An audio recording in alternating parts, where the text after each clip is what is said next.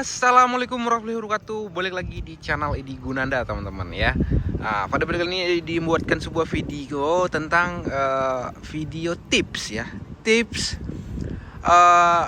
hal-hal yang perlu teman-teman cek sebelum teman-teman terima mobil Suzuki teman-teman saat pertama kali delivery dengan sales Suzuki ya.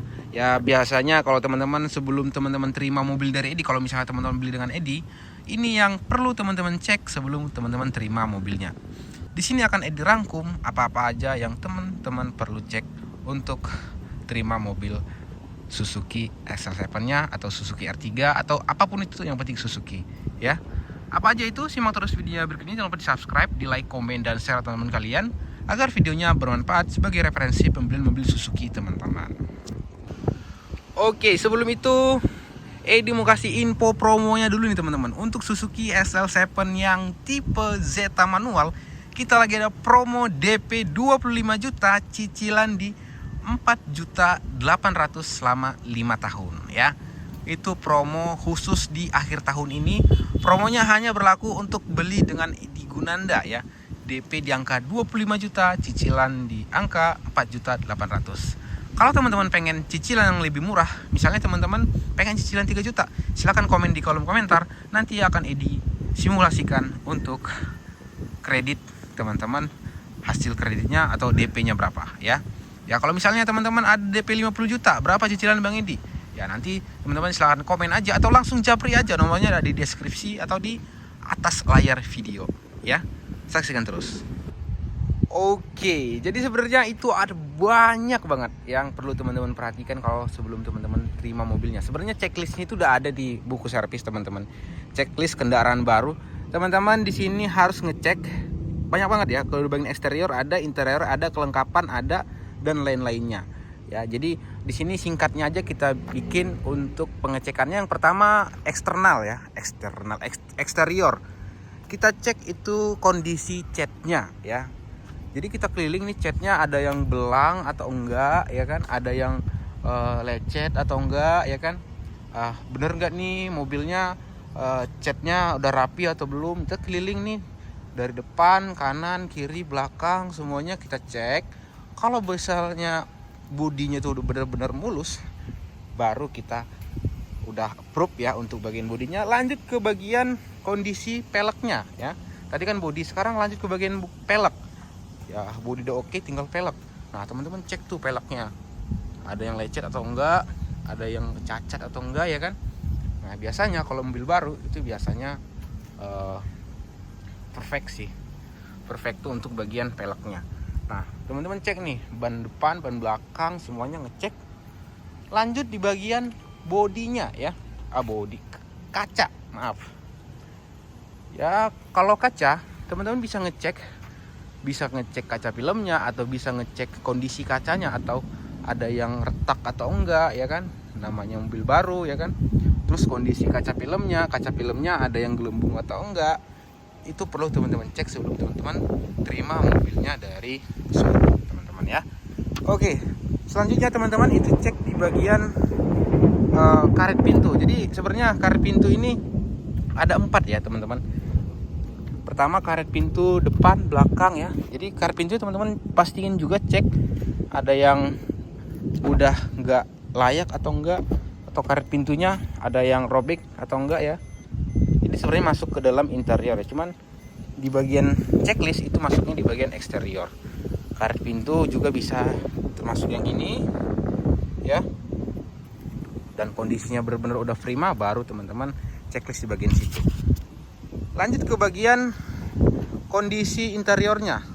Sebenarnya kondisi interior yang perlu teman-teman cek sih di bagian fungsi-fungsinya. Kayak misalnya joknya, kalau misalnya teman-teman ambil tipe yang beta, berfungsi atau enggak seat adjusternya, atau bisa enggak reclining, atau bisa enggak relnya maju mundur untuk joknya. Itu perlu teman-teman cek ya sebelum teman-teman terima mobil dari showroomnya teman-teman. Dan pastikan dan seat beltnya juga itu berfungsi dengan baik dan enggak kebalik. Banyak kejadian untuk seat beltnya itu ada yang kebalik juga teman-teman ya. Jadi pas teman-teman terima, pastikan seat beltnya berfungsi dengan baik. Terus yang selanjutnya teman-teman pasti cek kayak kelengkapannya ya. Apa sih kelengkapan dari mobil Suzuki SL7? Kelengkapannya teman-teman perlu cek itu pertama adalah bagian karpetnya. Pastikan karpetnya itu ada ya, karpet bludru dan karpet karet ya. Ini udah standar banget kelengkapan yang ini. Karpet depan, karpet belakang, tengah. Dan kelengkapan yang lainnya sebenarnya tadi udah kita masukin di bagian pengecekan eksterior. Itu di bagian kaca filmnya. Untuk kaca film itu udah bener-bener dapat ya teman-teman. Itu udah termasuk kelengkapan dari showroom ya. Jadi nggak ada cerita kalau teman-teman beli mobil baru nggak dapat kaca film. Udah pasti dapat kaca film. Karena beli mobil udah vendor sama kaca film Suzuki itu by Solarguard ya. Kecuali teman-teman ada request kaca filmnya jangan dipasang Bang Edi gitu ya. Nah nanti Edi nggak pasang untuk kaca filmnya. Untuk Suzuki itu vendornya dari Solarguard nih. Ini ada stikernya nih, kelihatan nggak nih? Nggak begitu kelihatan untuk stikernya ya. Terus kelengkapan selanjutnya teman-teman itu yang perlu cek adalah seperti ban serep ya, ban cadangan ya, spark tire ya di sini. Itu kondisi posisi bannya itu di bagian sini. Nah, kalau ban serepnya ada berarti udah lengkap untuk kelengkapannya. Terus selanjutnya di bagian dongkraknya dan kunci roda ya. Pastikan ini lengkap semua ya. Ada kunci roda, dongkrak, putaran dongkrak dan derek ya. Jadi semuanya ada baru teman-teman checklist ya. Teman-teman yang perlu cek itu. Terus yang terakhir perlu teman-teman cek adalah aparnya ya. Kalau Suzuki sekarang udah dapat apar loh. Jadi kalau misalnya udah teman-teman cek posisi aparnya ada di sini ya, di bagian jok tengah. Nah, itu kelengkapannya udah oke. Nah, yang terakhir adalah line-line ya. Line-line itu kalau misalnya janji Edi ke teman-teman misalnya ngasih bonus kayak bonus untuk talang air ya. Terus bonus kayak kamera mundur kayak tipe Jetta ya. Aku biasanya kalau konsumen-konsumen yang loyal biasanya berani ngasih bonus-bonus yang spesial ya. Kalau misalnya tergantung negosiasi ya. Biasanya Edi tuh ngasih talang air dan kamera mundur. Tapi untuk spoiler biasanya itu Edi suruh konsumen bayar sendiri ya. Dibayarkan oleh konsumen biasanya. Tapi kalau misalnya teman-teman beli di showroom lain ya, mungkin teman-teman di orang daerah. Tapi kalau orang Jakarta pastikan teman-teman belinya dengan Edi ya. Misalnya teman-teman orang daerah ya, salesnya misalnya janjiin dapat talang air, dapat kamera mundur, dapat spoiler, dapat sarung jok segala macam ya. Teman-teman pastiin teman-teman aksesorisnya itu terpasang dengan sesuai dengan kesepakatan. Kalau misalnya belum sesuai dengan kesepakatan, teman-teman perlu dipertanyakan atau jangan terima dulu atau kasih perjanjian dulu. Ini kapan nih mau dipasang nih? Atau mungkin misalnya nyusul gitu, ya teman-teman tinggal omongin ke salesnya ya. Jadi itulah dia hal-hal yang perlu teman-teman cek ya untuk sebelum terima mobil Suzuki teman-teman.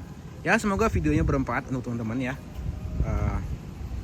Dan semoga videonya bisa menginspirasi teman-teman yang ingin beli mobil Suzuki.